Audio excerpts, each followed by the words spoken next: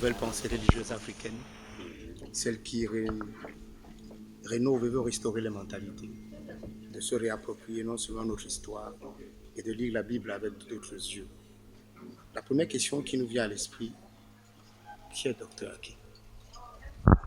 Merci beaucoup, mon cher bien-aimé. Je suis effectivement le Dr. Aké, Dieudonné, visionnaire de l'ouragan du Midi. L'ouragan du Midi, c'est un concept créé pour véhiculer cette pensée justement. Voilà, d'une renaissance, un renouveau, un nouveau regard, n'est-ce pas, à l'exégèse chrétienne. Alors, nous sommes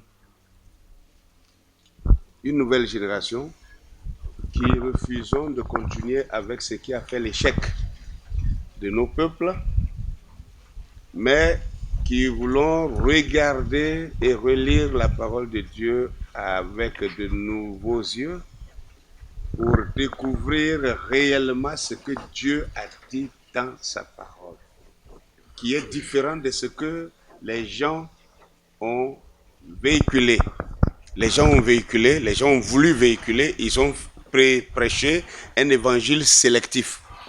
Et nous ne voulons plus de cet évangile sélectif qui a aliéné, appauvri, affaibli, rabaissé le peuple africain. Donc, voici qui est le Dr. Aké Dieudonné. Merci, docteur. Nous allons entrer dans le sujet. Durant les différents séminaires qui se sont déroulés, voilà, vous avez longuement épilogué sur un thème, celui de l'identification des vrais Hébreux dont on parle dans la Bible. Qui sont les vrais Hébreux dont on parle?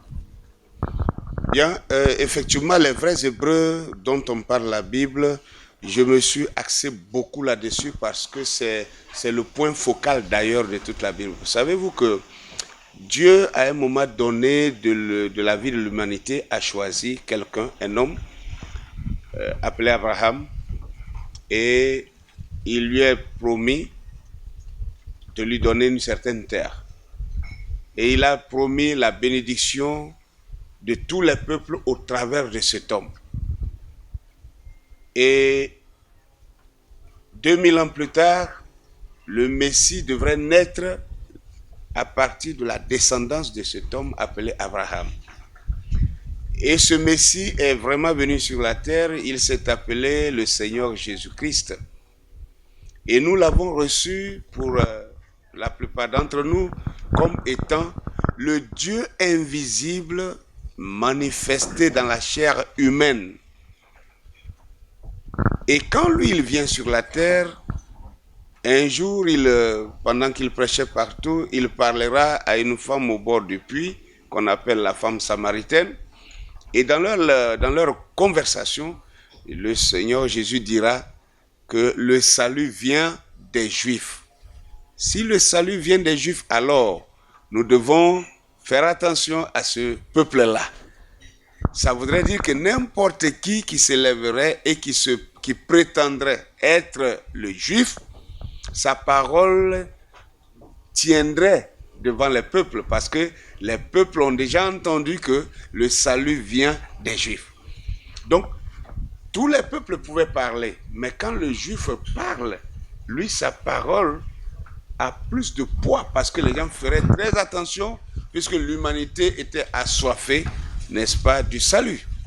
Donc, si vous cherchez le salut, il a déjà donné la piste par où vous pouvez trouver ce salut-là. Et il a dit le salut vient des Juifs.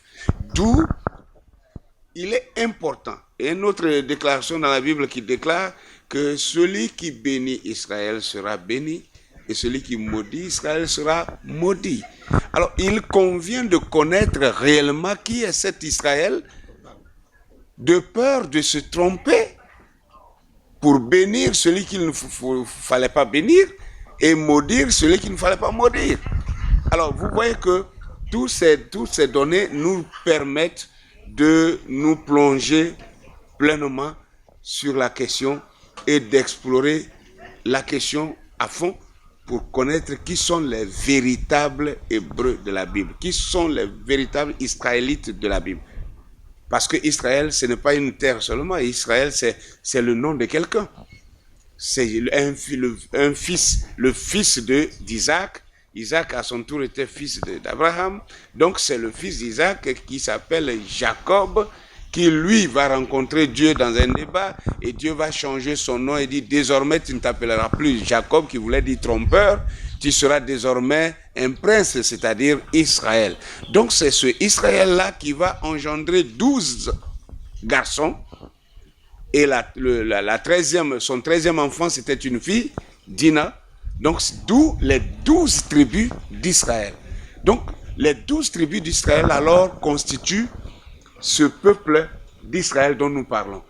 Et je ne sais pas si vous allez peut-être demander, alors je dirais que cet Israël-là a été dispersé dans plusieurs nations, mais la parole de Dieu a promis qu'au temps de la fin, ils seraient tous en Afrique ici.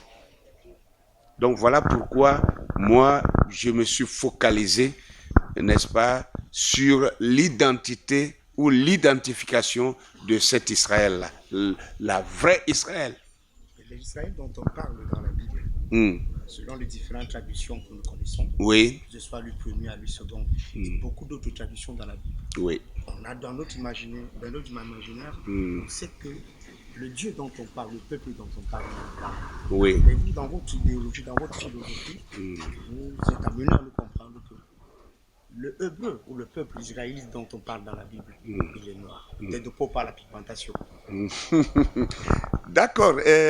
D'abord, ceux qui me disent que le Dieu d'Israël ou le Dieu qui a fait les cieux et la terre, qui est le Dieu d'Israël d'ailleurs, qu'il est blanc, moi j'attends leurs argumentations parce que personne, et ça c'est un défi que je lance à tout homme de Dieu, qu'il soit, je ne sais pas, prophète, apôtre, docteur, évangéliste ou pasteur, ou qu'il soit prêtre ou qu'il soit pape, ça je n'en sais pas, mais je dirais que personne, c'est un défi que je dis que personne ne peut prouver par les Saintes Écritures que ce Dieu-là, il est blanc. Mais moi, bien au contraire, je peux prouver par les Écritures que ce Dieu qui a fait les cieux et la terre, il est noir. Parce que, d'abord, ceux qui soutiennent la thèse selon laquelle Dieu serait blanc, ils n'ont vu que dans les films hollywoodiens. Et ce sont des individus qui ont façonné ça dans la pensée des gens. On appelle ça les images subliminales. Les images subliminales. Il y a eu des images subliminales, il y a eu des paroles subliminales, et toutes ces choses-là sont ancrées dans le subconscient des êtres. Et finalement, les gens ont fini par croire et relayer que Dieu serait blanc, quand bien même ils n'ont aucune preuve de ce qu'ils avancent. Mais moi, je peux le prouver, si vous le voulez. Donc, moi, je dis, et je soutiens encore Mordicus, le Dieu qui a fait le ciel et la terre, il est noir. Est-ce qu'on peut avoir quelques exemples dans la Bible qui peuvent vous démontrer qu'effectivement, ce Dieu dont on parle pourrait être noir? Merci. Alors, mon ami ici veut les exemples pour savoir si ce Dieu dont on parle dans la Bible, il est noir. Non seulement que je vais vous prouver que ce Dieu, il est noir selon la Bible, mais je vais vous montrer que tous les apôtres de la Bible, les apôtres du Seigneur, Jésus lui-même noir, ses apôtres noirs, l'apôtre Paul, apôtre des nations noir, tout ça dans les Écritures. Si vous êtes prêts, nous pouvons y aller. Alors,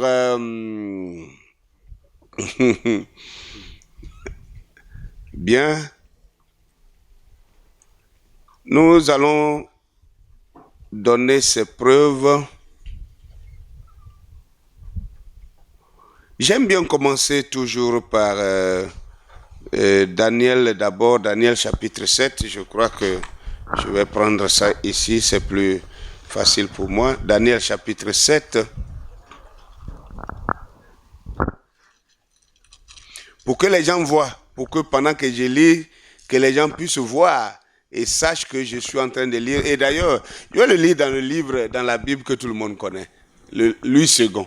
Pour ne pas qu'on dise, il allait prendre une autre version, mais Louis II. Et Louis II dit ici dans Daniel chapitre 7, à partir du verset 9, la Bible dit ici, Daniel a vu la vision de Dieu et il va le décrire pour qu'on sache comment est Dieu.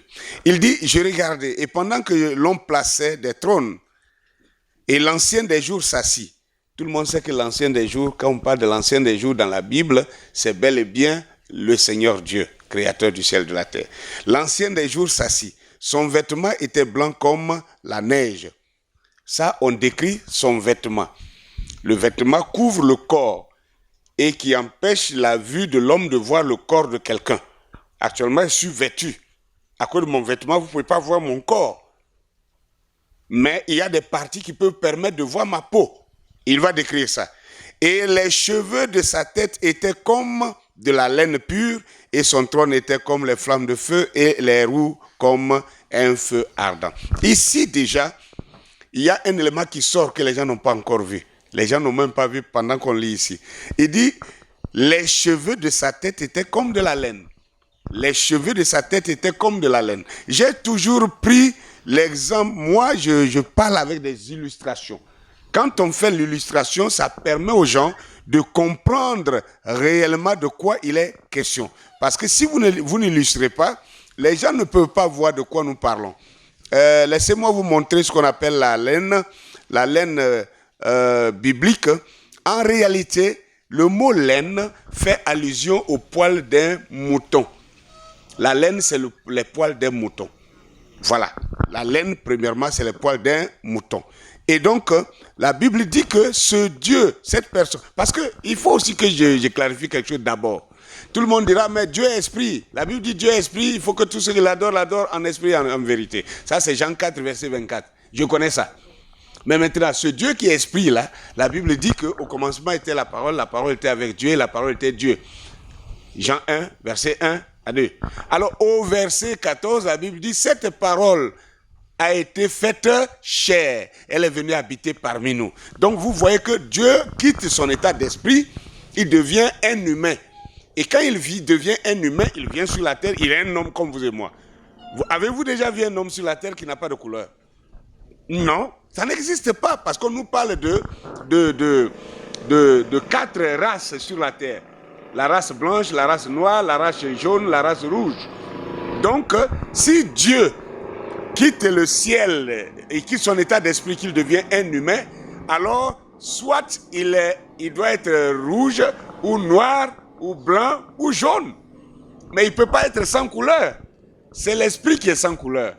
Mais quand Dieu se manifeste, il a bel et bien une couleur. Quelle est cette couleur? Donc ici, je prends d'abord la description de sa tête.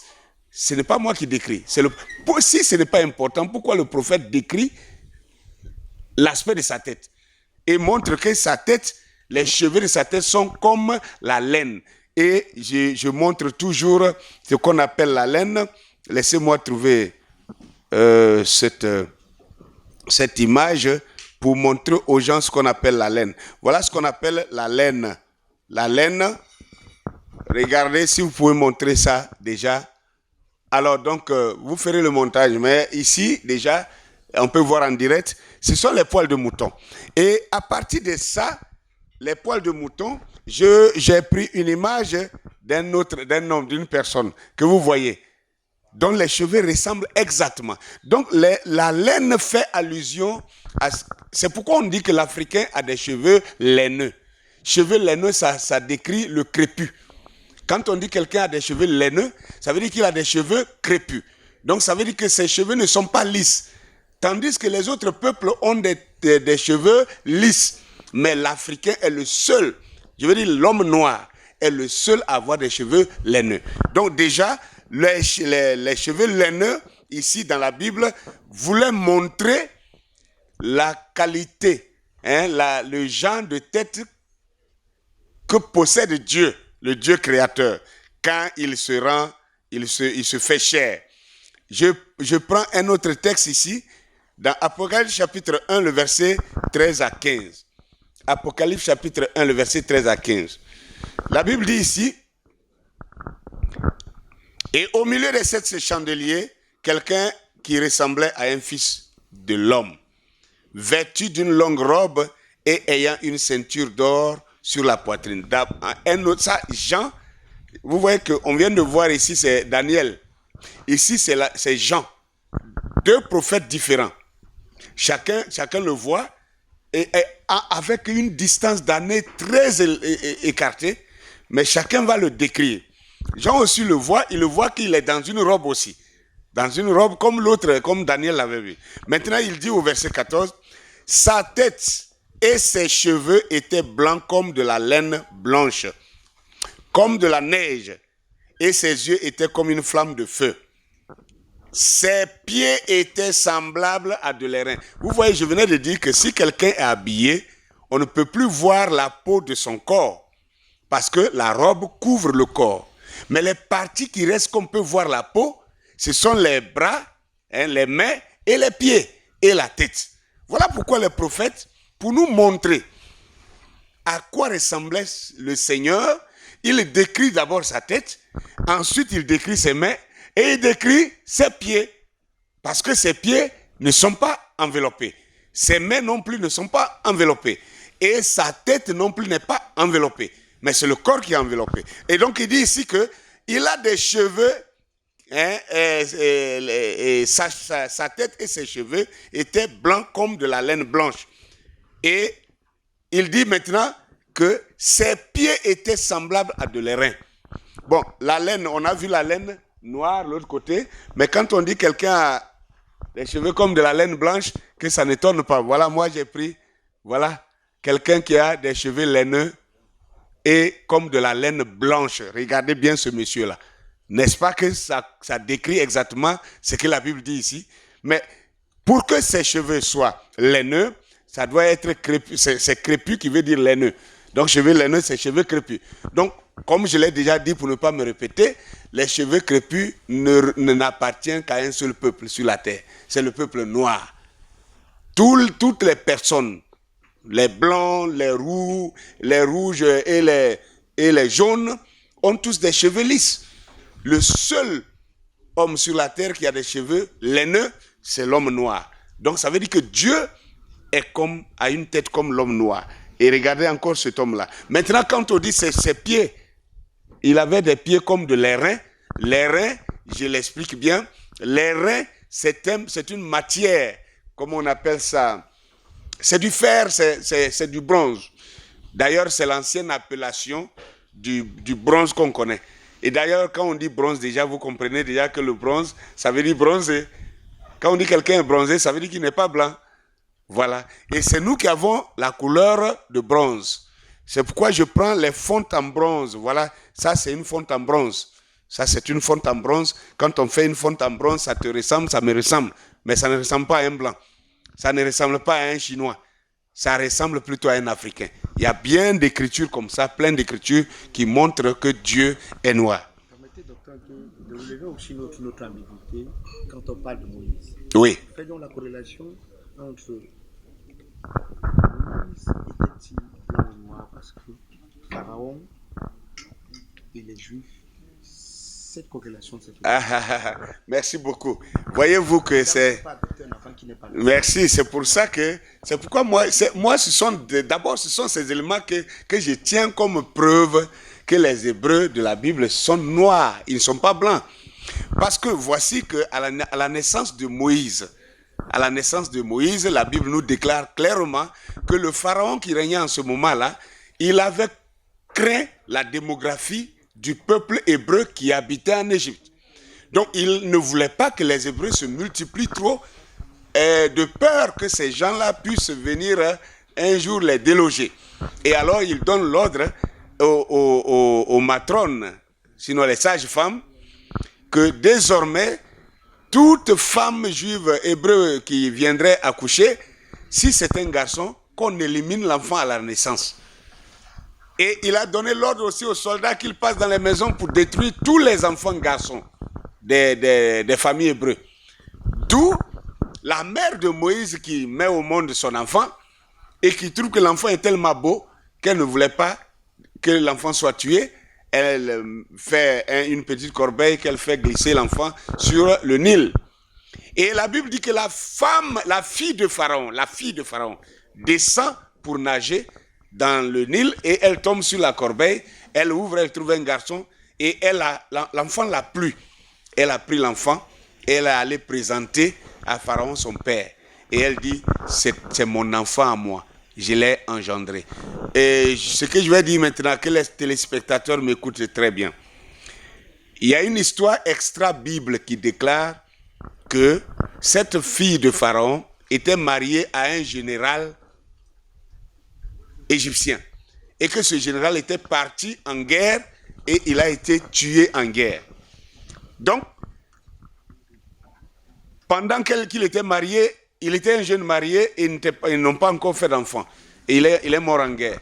Donc, quand la fille de Pharaon ramasse cet enfant dans l'eau, il vient, elle présente l'enfant à son père en disant que, voilà, que quand mon mari mourait, j'étais en début de grossesse et je ne le savais pas. Donc, elle présente cet enfant-là, pas comme un enfant adopté, mais comme son propre enfant. C'est pourquoi Pharaon a accepté l'enfant. Maintenant, si les Hébreux étaient blancs, et que la fille de Pharaon vient avec un petit garçon blanc, on sait que son mari était un général égyptien, et les Égyptiens de ce temps-là étaient des Noirs. Donc son mari était noir, elle-même elle est noire. Comment elle peut mettre au monde un enfant blanc? Impossible, n'est-ce pas? Impossible. Et encore, Pharaon aurait vite découvert que ce garçon que sa fille a dans la main est un enfant hébreu, parce que les Hébreux, ils seraient les seuls blancs au milieu des Noirs. Mais ça n'a pas été le cas. Donc, voyez-vous que à partir de ça, nous comprenons que Moïse ne pouvait être qu'un noir pour pouvoir se fondre dans la famille de Pharaon pour ne pas être connu. Deuxième élément que je vais prendre que vous n'avez pas vu. Le Seigneur Jésus, notre Seigneur, quand il naît, Jésus-Christ, il naît en Israël et la même scène va se produire. Hérode prend la décision de tuer tous les enfants qui avaient l'âge d'environ 2 ans. Donc la fourchette d'âge dans laquelle Jésus se retrouvait. Et l'ange vient dire à Joseph la nuit, prends le petit enfant et sa mère, fuyez en Égypte. Pourquoi il n'a pas dit fuyez en Syrie, fuyez en Europe? Il a dit fuyez en Égypte. Et reste là jusqu'à ce que je te dise qu'il faut revenir. Alors Moïse et Jésus, Marie et Joseph étaient des hommes noirs. Et Dieu les a envoyés parmi le peuple noir où ils pouvaient se camoufler pour ne pas être dévoilés. Troisième élément. Le Moïse dont on vient de parler tout à l'heure, quand il grandit et qu'il veut prendre la défense des enfants d'Israël et qu'il tue l'Égyptien et que l'un de ses frères vient le dénoncer et que Pharaon commence à le poursuivre, il cherche à l'attraper pour le juger et le mettre à mort, Moïse va fuir pour aller dans le désert. Et quand il fuit, il va dans le désert, il tombe sur un puits d'eau où il partait pour boire, il trouve là 7 jeunes filles, les enfants de Jéthro ou de Jéruel, qui sont venus abreuver leurs brebis et dont les Amalekites étaient venus aussi, des bergers Amalekites sont venus et ils ont laissé les filles puiser l'eau, remplir le réservoir et ils ont chassé les troupeaux des filles de Jéthro et ils sont venus pour faire par tricherie pour faire boire leurs troupeaux à la place des filles. Moïse a vu ça comme une injustice et Moïse est venu prendre la défense des jeunes filles. Et il a mis l'ordre, les jeunes filles ont abreuvé leurs brebis et elles sont vite rentrées à la maison. Arrivées à la maison, alors leur père demande, mais aujourd'hui vous êtes rentrés plus tôt. Qu'est-ce qui s'est passé? Parce que le père connaissait cette magouille-là. Elles ont répondu en disant, un Égyptien nous a défendus. Un Égyptien. Or, on savait bien que les Égyptiens étaient tous des Noirs. Si Moïse est un Hébreu, il était blanc, les filles de Jéthro n'auraient jamais confondu Moïse à un Égyptien. alors qu'il était blanc. Donc il n'était pas blanc. C'est encore des preuves qui montrent que les Hébreux sont noirs.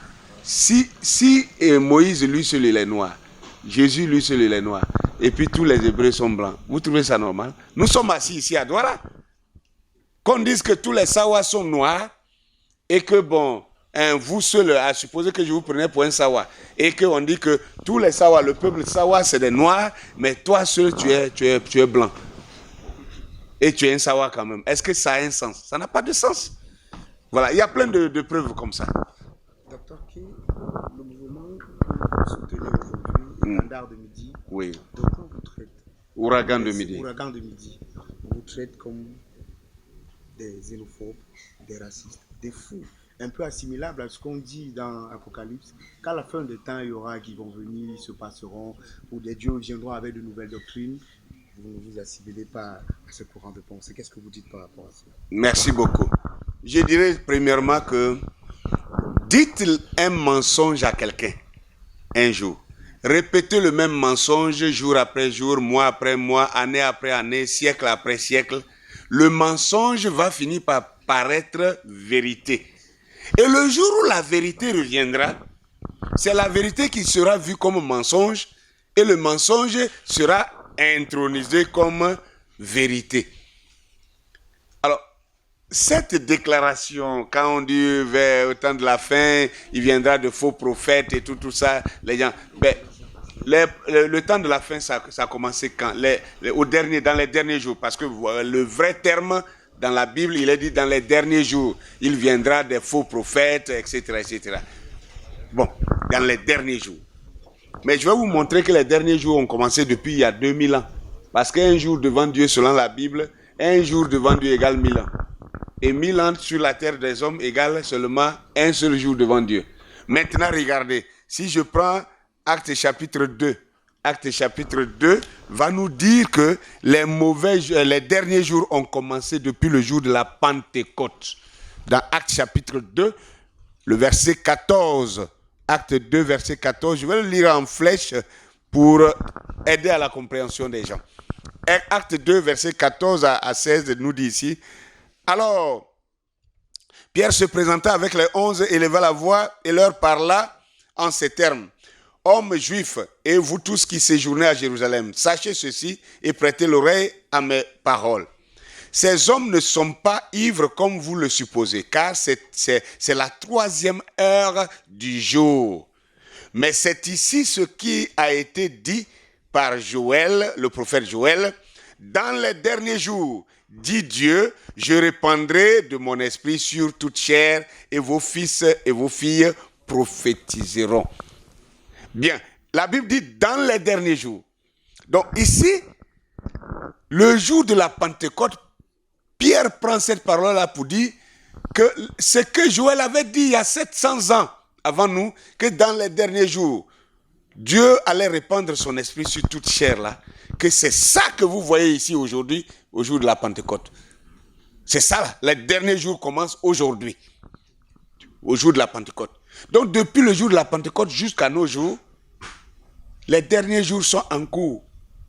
Donc si les gens ne comprennent pas l'écriture, je leur dirai maintenant, même le christianisme s'est manifesté au dernier jour. C'est ça que les gens doivent comprendre. Les gens ne connaissent pas la Bible et puis ils veulent parler de la parole de Dieu. Que n'importe, si quelqu'un n'a pas de travail, qu'il ne vienne pas attraper la Bible pour se faire pasteur. Être pasteur, c'est le métier le plus difficile.